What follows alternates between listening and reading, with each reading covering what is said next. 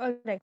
Selection और branching की category हमारी चल रही है अभी। बेसिकली हम लोग एक डिसीजन लेते हैं, उस डिसीजन के बेस पे कुछ सेट ऑफ स्टेटमेंट्स हम एग्जीक्यूट करवाते हैं। यही था हमारा सिलेक्शन और ब्रांचिंग।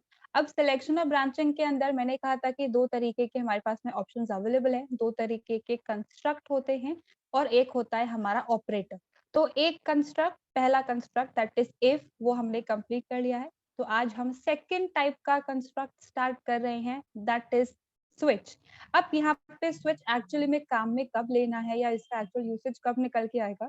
देखिए, जभी भी हमारे पास में मल्टीपल चॉइसेस अवेलेबल होती है, मल्टीपल चॉइसेस का मतलब 2 से ज्यादा चॉइसेस जब हमारे पास में अवेलेबल होती है, तो उस केस में हम स्विच को काम में लेते हैं। तो आपके पास में ये ऑप्शन अवेलेबल है कि आपको इफ एल्स इफ को काम में लेना है या फिर स्विच को काम में लेना है। अब कब स्विच को काम में लेते हैं, कब इफ एल्स इफ को काम में लेते हैं, वो जब हम सिंटैक्स देखेंगे तो आपको क्लियर हो जाएगा। ठीक है, तो बेसिकली स्विच हमारे पास में ऐसे तरीके का कंस्ट्रक्ट है जो हम तब काम में लेते हैं जब हमारे पास में मल्टीपल चॉइसेस अवेलेबल हो। अब यहाँ पे अगर सिंपल टर्म्स में हम बात करें इसके सिंटेक्स की या सिंपल स्विच वर्ड की अगर बात करें, तो आई एम श्योर आप सब लोग जब अपनी स्कूल लेवल पे एग्जाम दिया होगा, तो स्कूल्स के टेबल चेयर कभी कभी प्रॉपर नहीं होते हैं, तो मतलब टेबल बड़ी हिलती रहती है, मूव करती रहती है जैसे जैसे हम लिखते जाते हैं। तो जो भी वहाँ पे फैकल्टी होती है उनको कहते हैं हमारी सीट चेंज कर दो ना, ताकि हम सही से लिख पाए। तो वो क्या कहते हैं, ठीक है कोई बात नहीं, उस चेयर पे स्विच हो जाओ। तो स्विच का सिंपली मतलब क्या हुआ, आपने एक जगह से दूसरी जगह शिफ्ट कर लिया। तो यहाँ पे भी मतलब वही है। अब एक जगह से दूसरी जगह कहाँ शिफ्ट करेंगे, कैसे पॉइंटर जाएगा, वो हम समझते हैं इस सिंटेक्स के अंदर। देखिए, जो भी इनपुट लेना है वो डिफरेंट केस है, सिर्फ स्विच का केस हम लोग यहाँ पे डिस्कस कर रहे हैं। सबसे पहले हमें यहाँ पे एक स्विच कीवर्ड मेंशन करना होता है। बिल्कुल जैसे हम इफ में लिखते थे, बिल्कुल वैसे ही यहाँ पे हम स्विच मेंशन मेंशन करेंगे, सब कुछ लोअर केस में यानी कि स्मॉल लेटर्स। उसके बाद आएगा हमारे पास में एक पैरेंथेसिस और इस पैरेंथेसिस के अंदर हम लिखते हैं एक एक्सप्रेशन। अब एक्सप्रेशन का मतलब आप सब लोगों को पता है, ऑपरेंड्स और ऑपरेटर्स को यूज करके जब हम कोई फॉर्मूला बनाते हैं तो वो एक्सप्रेशन होता है। तो यहाँ पे आप एक्सप्रेशन भी लिख सकते हो। यहाँ पे अगर आप चाहो तो सिंपल किसी वेरिएबल का नाम भी लिख सकते हो और अगर चाहो तो डायरेक्टली कोई वैल्यू भी लिख सकते हो, जैसे स्विच के अंदर 10 लिख दिया, स्विच के अंदर कोट्स में डबल कैपिटल ए लिख दिया। तो यहाँ पे इस तरीके से किसी भी तरीके की वैल्यू भी आती है, वेरिएबल का नाम भी आ सकता है और एक्सप्रेशन भी आ सकती है। तीनों में से सारी चीजें सपोर्टेड। अब पैरेंथेसिस क्लोज, कंस्ट्रक्ट है हमारा तो ऑब्वियसली कर्ली ब्रेस तो हम मेंशन करेंगे ही। और इस कर्ली ब्रेस के अंदर यहाँ पे हमें मेंशन करने होते हैं मल्टीपल केसेस। अब यहाँ पे जैसे कि मैंने कहा, स्विच क्या करेगा, एक जगह से दूसरी जगह पे शिफ्ट करने का काम करेगा। तो यहाँ पे जैसे ही हम स्विच के अंदर आएंगे और इस एक्सप्रेशन में कोई वैल्यू लिखी होगी, वो वैल्यू कहाँ जाएगी, ये डिपेंड करेगा इन केसेस के ऊपर। तो सबसे पहले हमें एक कीवर्ड लिखना होता है, प्री डिफाइंड है ये केस, और इसके बाद आती है एक स्पेस। स्पेस अगर नहीं लिखोगे तो प्रोग्राम अलग तरीके से बिहेव करेगा, इसलिए स्पेस लिखना कंपलसरी है। उसके बाद यहाँ पे हम लिखते हैं कोई भी एक वैल्यू। अब यहाँ पे हमेशा वैल्यू आती है हमारी, कोई भी वैल्यू हो सकती है, 10, 20, capital A, capital B, small A, small B, value. लेकिन यहाँ पे जो वैल्यू है, या तो वो इंटीजर टाइप की वैल्यूज होंगी या फिर वो कैरेक्टर टाइप की वैल्यू होगी। कभी भी यहाँ पर हम क्या करते हैं, फ्लोट टाइप की वैल्यूज को काम में नहीं लेते हैं और यहाँ पे हमेशा डायरेक्टली वैल्यू ही लिखी जाती है। किसी भी तरीके का एक्सप्रेशन यहाँ पर नहीं आता है, किसी भी तरीके का वेरिएबल यहाँ पे नहीं आता है।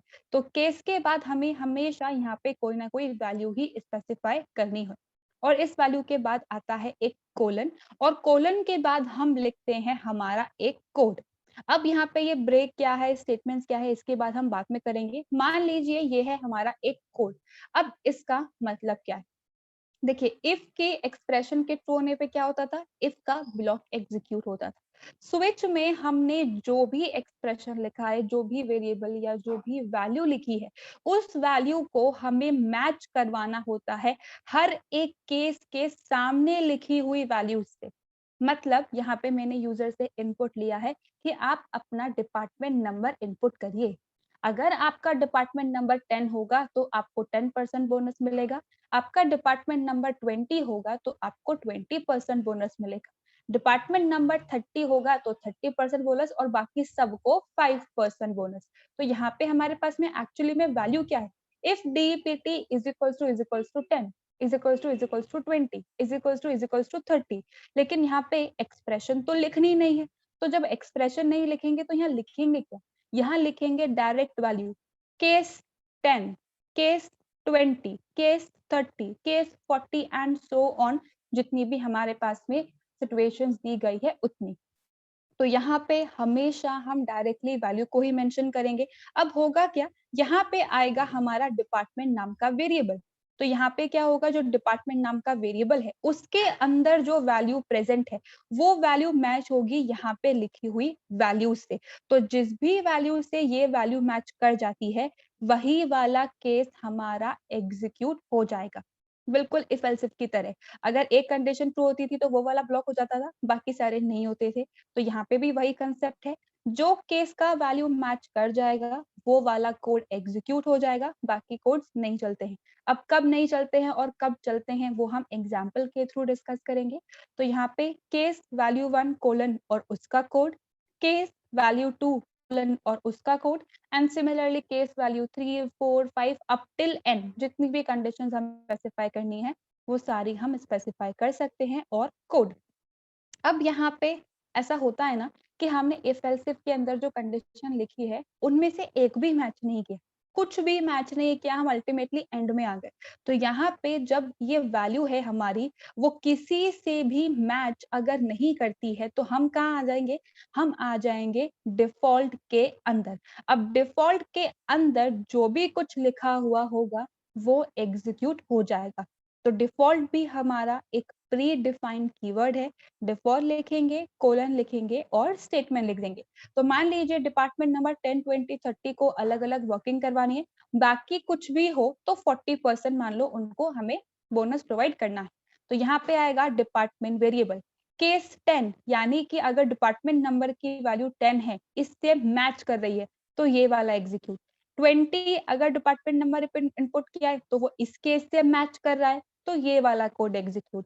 डिपार्टमेंट नंबर के अंदर 30 इनपुट किया है तो वो इस केस से मैच कर रहा है तो ये वाला कोड एग्जीक्यूट। अब डिपार्टमेंट नंबर 5 इनपुट कर दिया, 5 तो मैंने यहाँ पे किसी भी केस के अंदर लिखा ही नहीं है, तो होगा क्या, वो चल जाएगा डिफॉल्ट वाले सेक्शन के अंदर और हमारा ये वाला कोड एग्जीक्यूट हो जाएगा।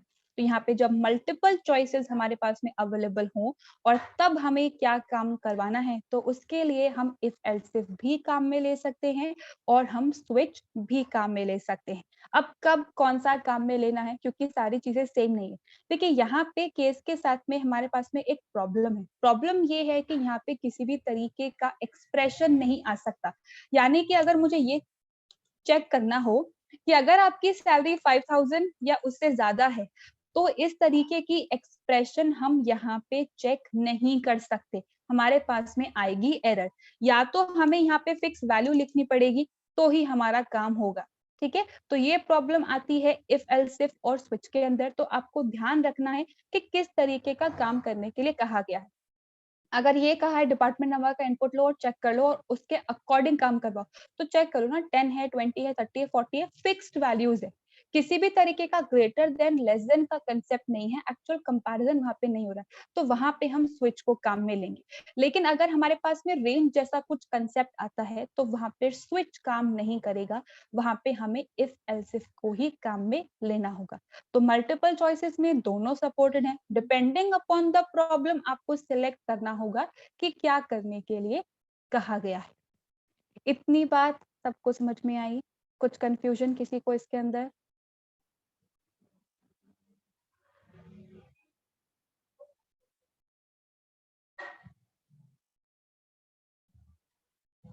हाँ, एग्जाम्पल हम लोग अभी डिस्कस करेंगे, अभी सिर्फ हमने सिंटेक्स की बात करी है। Yes Priyansh, good afternoon ma'am. Good afternoon, just a minute. अब देखिए सबसे पहला जो हमारा एग्जाम्पल है स्विच का, बड़ा ही सिंपल सा है, हमने कल ही इम्प्लीमेंट किया था इफ के साथ में। Accept a character from user and check character is vowel और नॉट। तो अब यहाँ पे सबसे पहले क्या करने के लिए कहा गया है, कैरेक्टर का इनपुट लेने के लिए कहा गया है। तो मैंने मेन को स्टार्ट कर दिया, ch नाम का एक वेरिएबल क्रिएट कर दिया कैर टाइप का, फिर clr scr printf के अंदर एक मैसेज दिया यूजर को इंडिकेट करने के लिए कि उसे किस टाइप का इनपुट प्रोवाइड करना है, और उसके बाद मैंने यहाँ पे ch नाम के वेरिएबल के अंदर इनपुट लिया है with the help of scanf। अब कैरेक्टर टाइप है तो %c फॉर्मेट स्पेसिफाई आएगा एंड एड्रेस ऑफ ch। तो यहाँ पे फर्स्ट वाला पार्ट तो हमारा हो चुका है। अब नेक्स्ट हमारे पास में है कैरेक्टर इज वोवल और नॉट। अब वोवल कितने केस में हो सकता है, A E I O U। अब अगर कैपिटल है तो 5 वो हो गए और अगर स्मॉल है तो 5 अलग हो गए। ये इन टोटल हमारे पास में 10 डिफरेंट इनपुट का जो आउटपुट है वो वोवल आएगा और बाकी सबके केसेस में वो नॉट वोवल ऐसा करके आना चाहिए। तो यहाँ पे इफ एल्स इफ भी काम में ले सकते हैं, लॉजिकल और को यूज करके आप इफ भी काम में ले सकते हो और हम स्विच को भी काम में ले सकते हैं। तो अब यहाँ पे वर्किंग किस पे करवानी है, वर्किंग करवानी है इस वेरिएबल पे। इसके अंदर जो इनपुट है उसी को तो चेक करना है कि वो क्या है और क्या नहीं। तो हम क्या करेंगे, इस स्विच के पैरेंथेसिस के अंदर पास करेंगे हमारा ch वेरिएबल। अब इस ch वेरिएबल के अंदर जो भी यूजर ने इनपुट किया है वो चेक होगा हर एक केस के आगे लिखी हुई वैल्यू के साथ में। तो यहाँ पर जो एग्जाम्पल मैंने क्रिएट किया है, मैं इसमें सिर्फ कैपिटल वाले कैरेक्टर्स को ही कंसिडर कर रही हूँ। अगर आपको यहाँ पे स्मॉल वाला भी पार्ट इम्प्लीमेंट करना हो तो आप इसके आगे और कोड मेंशन कर सकते हैं। अब ये काम कैसे करेगा, यहाँ पे है स्विच ऑफ ch। जो भी कैरेक्टर यूजर ने इनपुट किया है वो कैरेक्टर किससे मैच होगा, जो केसेस लिखे हुए हैं उससे। तो सबसे पहला जो केस लिखा हुआ है दैट इज सिंगल कोट्स के अंदर कैपिटल ए। तो ch के अंदर अगर कैपिटल ए है तो क्या होगा, दोनों की वैल्यू जो है वो मैच हो गई, तो हमारा प्रिंट एफ जो है वो एग्जीक्यूट हो जाएगा। सेम वही कंडीशन है, इफ की कंडीशन अगर ट्रू हो जाए तो इफ का ब्लॉक एग्जीक्यूट हो जाता है। तो स्विच में जो वेरिएबल लिखा है अगर उसके अंदर जो वैल्यू प्रेजेंट है वो यहाँ पे लिखी हुई वैल्यू से मैच हो जाए तो इस कोलन के बाद जो कोड लिखा होगा वो कोड एग्जीक्यूट हो जाएगा। तो हमारे पास में आउटपुट क्या आएगा, %c is vowel comma ch में क्या आएगा, कैपिटल ए इज वोवल, क्योंकि हमने कैपिटल ए ही इनपुट किया है। अब मान लीजिए कैपिटल ए इनपुट नहीं किया, कैपिटल ई इनपुट किया है, तो ई और ए तो आपस में मैच नहीं करते, दोनों बराबर नहीं है ना, अलग अलग कैरेक्टर है। फिर यहाँ पे क्या होगा, नेक्स्ट केस पे हम लोग आ जाएंगे। नेक्स्ट केस के आगे ई लिखा हुआ है तो कैपिटल ई और कैपिटल ई आपस में मैच कर गए तो हमारा ये वाला कोड एग्जीक्यूट हो जाएगा और कैपिटल ई इज वोवल हमारे स्क्रीन पर प्रिंट हो जाएगा।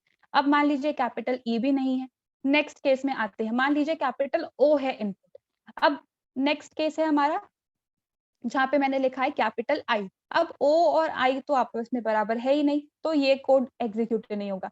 हम आ जाएंगे नेक्स्ट केस पे, अब कैपिटल ओ और कैपिटल ओ आपस में मैच कर रहे हैं तो ये वाला कोड हमारा एग्जीक्यूट हो जाएगा। सिमिलरली लास्ट केस यहाँ पे मैंने लिखा है केस और कैपिटल यू। तो जो भी इनपुट दिया गया है अगर वो इस वैल्यू से मैच करता है तो हमारा यहाँ पे एग्जीक्यूशन हो जाएगा। अब मान लीजिए मैंने यहाँ पे डिफॉल्ट को मिस कर दिया है, लेकिन हम लोग यूजुअली स्विच के साथ में डिफॉल्ट को काम में लेते हैं। ठीक है, अब मान लीजिए यहाँ पे यूजर ने कुछ ऐसा इनपुट किया है जो किसी भी वैल्यू से मैच ही नहीं कर रहा। मान लीजिए यहाँ पे यूजर ने इनपुट दिया है कैपिटल बी।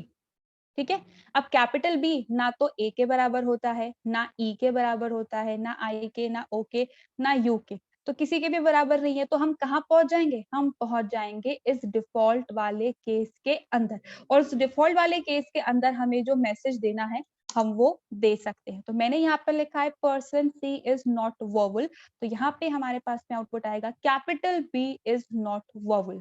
तो जितनी भी केसेस के आगे हमने वैल्यू लिखी है अगर वो वैल्यू हमारे स्विच में लिखे हुए वेरिएबल से मैच कर जाती है तो वो रिस्पेक्टिव केस एग्जीक्यूट हो जाएगा। अगर वैल्यू मैच नहीं करती है तो हम पहुंच जाएंगे डिफॉल्ट केस के अंदर। तो यहाँ पे डिफॉल्ट और प्रिंटफ इस तरीके से ये काम करता है। अब इस पहले वाले एग्जाम्पल के अंदर अगर किसी को कुछ कंफ्यूजन रह गया हो, कैसे काम कर रहा है, क्या प्रोग्राम है, तो प्लीज रेज हैंड।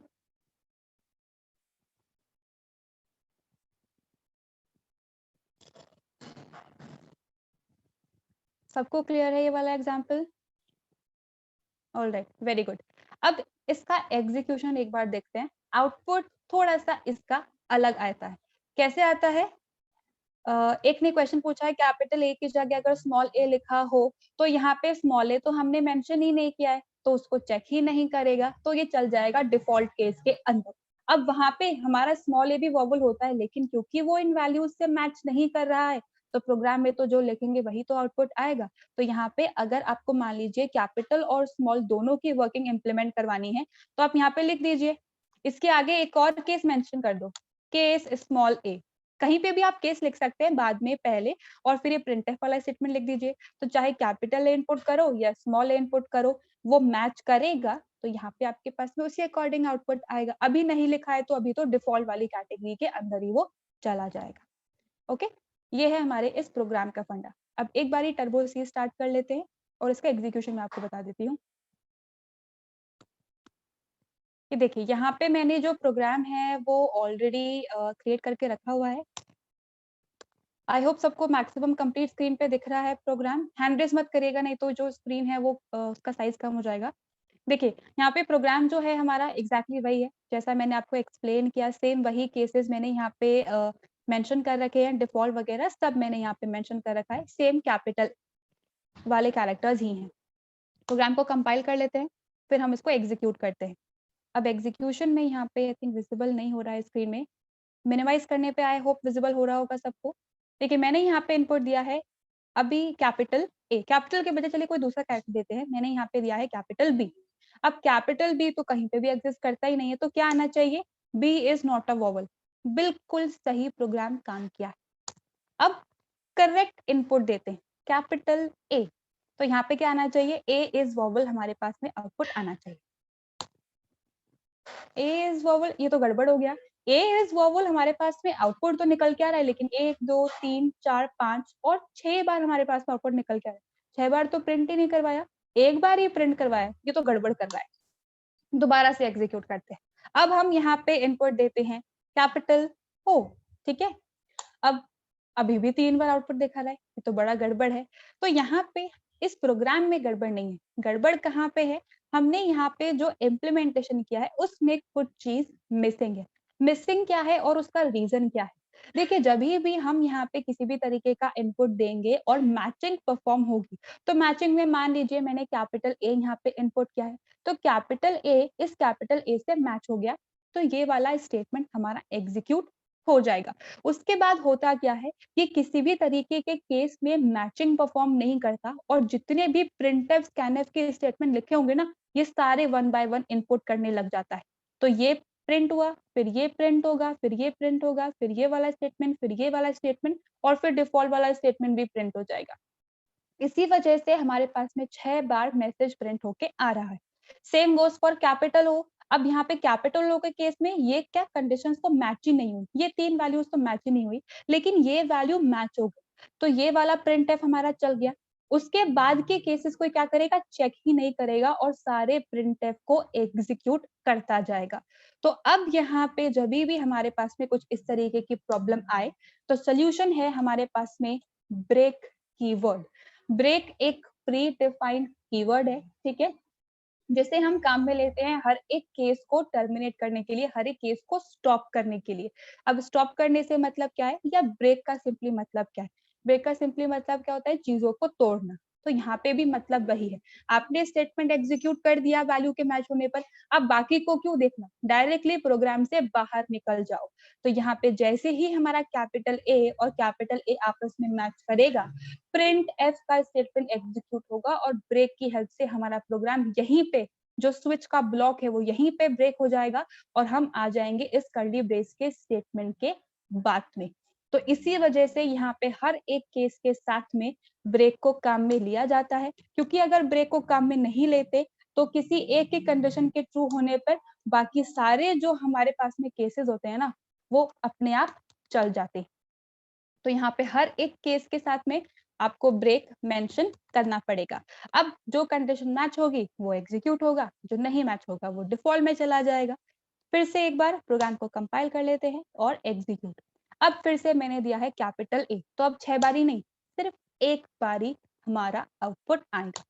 सिमिलरली अगर मैं यहाँ पे सपोज़ कैपिटल डी दे दूँ, तो डी तो डिफ़ॉल्ट में चला जाएगा, नॉट अ वोवेल। फिर से प्रोग्राम को एग्जीक्यूट करते, अब दिया है कैपिटल आई दे दिया मैंने। अब देखिए एक बारी हमारे पास में प्रिंटफ एग्जीक्यूट हो रहा है। तो यही हमारे पास में ब्रेक कीवर्ड का यूसेज है। अगर एक केस की वैल्यू ट्रू हो गई है तो बाकी को देखो ही मत, बाकी के अंदर जाओ ही मत। यहीं से ही प्रोग्राम को ब्रेक कर दो, यहीं से ही स्विच के बाहर आ जाओ। अब अगर आप यूज़ नहीं करते होगे तो फिर सारे प्रिंटफ चलेंगे, और अगर यूज़ करोगे तो हमारा प्रोग्राम उसी तरीके का आउटपुट शो करेगा जिस तरीके का हमें चाहिए। तो that is how break keyword works, और यही इसका हमारा एक एक्चुअल यूसेज है।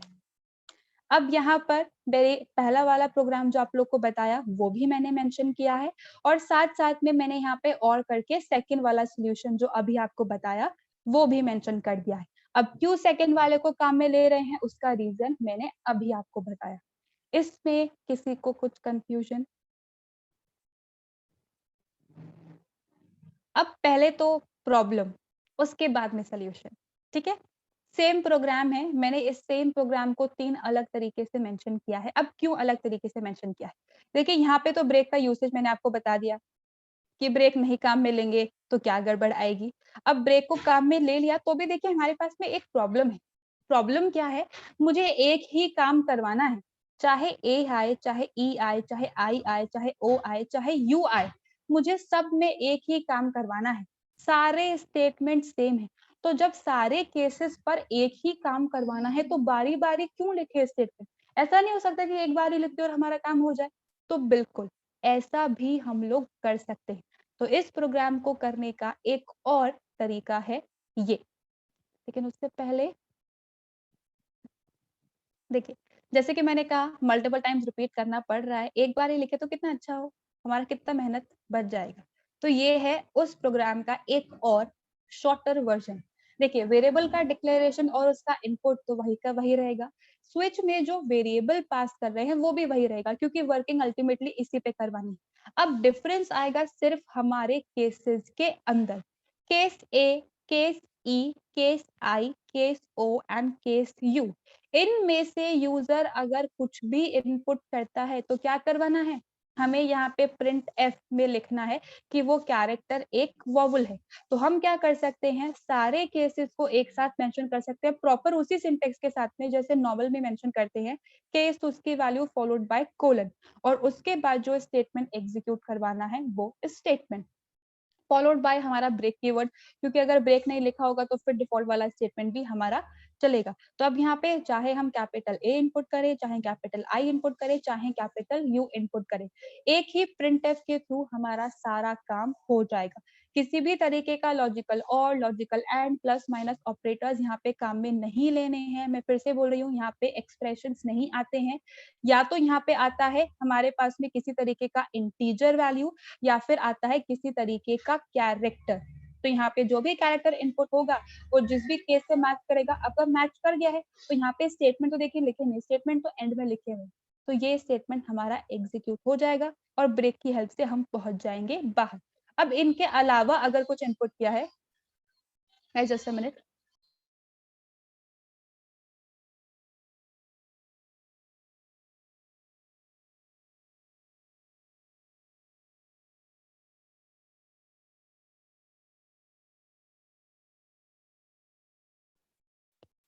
Sorry for the disturbance guys. Yes, हम लोग बात कर रहे थे कि अगर इसके अलावा कुछ और हमें इनपुट दिया गया हो, तो अगर कुछ और इनपुट दिया गया होगा तो हम पहुंच जाएंगे डिफॉल्ट के अंदर, और फिर डिफॉल्ट वाला स्टेटमेंट हमारा प्रिंट हो जाएगा, that character is not a vowel. उसके बाद switch close, then get ch और हमारा प्रोग्राम एंड। तो सबसे बेस्ट तरीका, सबसे एफिशिएंट तरीका है हमारा ये प्रोग्राम। ना हमें यहाँ पे मल्टीपल स्टेटमेंट्स लिखने पड़ रहे हैं, ना ही यहाँ पे कुछ ऐसा बहुत सा वेरिएबल वाला पार्ट है। तो सबसे easy, not easy exactly but सबसे एफिशिएंट यही हमारा मेथड कंसिडर किया जाएगा, क्योंकि हर एक केस में हमने यहाँ पे मल्टीपल स्टेटमेंट्स नहीं लिखे हैं। जो भी काम करवाना है वो एक ही बार लिख दिया, अब वैल्यू मैच होगी और स्टेटमेंट एग्जीक्यूट हो जाएँगे। So that's how switch case work. अभी सिर्फ इसका एक एग्जांपल हम लोगों ने किया है, आगे और भी एग्जांपल्स आ रहे हैं। इसमें किसी को प्रॉब्लम है तो आप लोग पूछ लीजिए, वरना नेक्स्ट क्लास का आपका टाइम हो गया है।